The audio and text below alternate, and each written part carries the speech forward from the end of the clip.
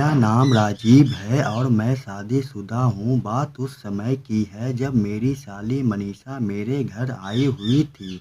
उस दिन मेरी बीवी और माँ को किसी शादी पार्टी में जाना था। मैं और मेरी साली मनीषा घर में अकेले ही थे। मैं अपनी साली से कहा, मुझे भूख लगी है, खाना लगा दो। वह बोली, मैं नहा कर आती हूँ जीजा जी, फिर आपके लिए खाना परोसती हूँ। वह तौलिया लेकर बाथरूम में नहाने चली गई। थोड़ी देर बाद उसने मुझे आवाज लगाया, जिसका मुझे इंतजार था। बाहर आया तो उसने 2 थाली में खाना लगाया था। मैंने कहा, मनीषा 2 थाली क्यों? आज हम 1 थाली में ही खाना खा लेते हैं। वह बोली, आप बहुत शरारती हैं। मैंने उसे हंसकर देखा। खाना खाते खाते मैंने उससे पूछा कि तुम्हारा कोई बॉयफ्रेंड है या नहीं।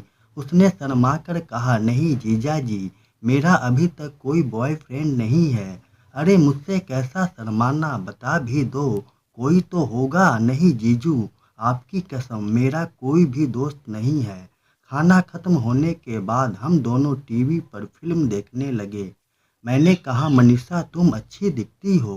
क्यों जीजू, दीदी हमारी अच्छी नहीं दिखती क्या? मैंने कहा, हाँ दिखती है, पर तुम ज़्यादा अच्छी हो। वह बोली, तो शादी भी मुझसे कर लेते। हाँ तुमसे ही कर लेता, पर ऐसा हुआ नहीं था, तो क्या करूं? मनीषा हंसने लगी। मैं उसकी तरफ ही देखने लगा था।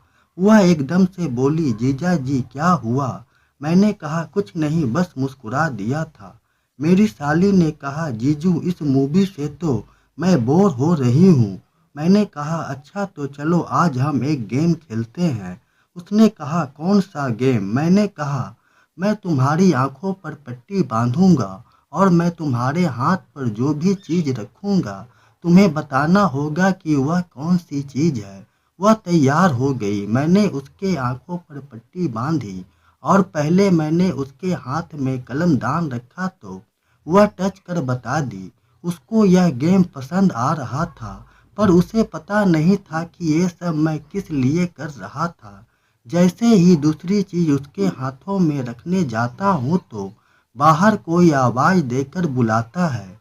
मनीषा दौड़कर बाहर चली जाती है और मैं फिर से मुंह लटकाए बैठ जाता हूँ।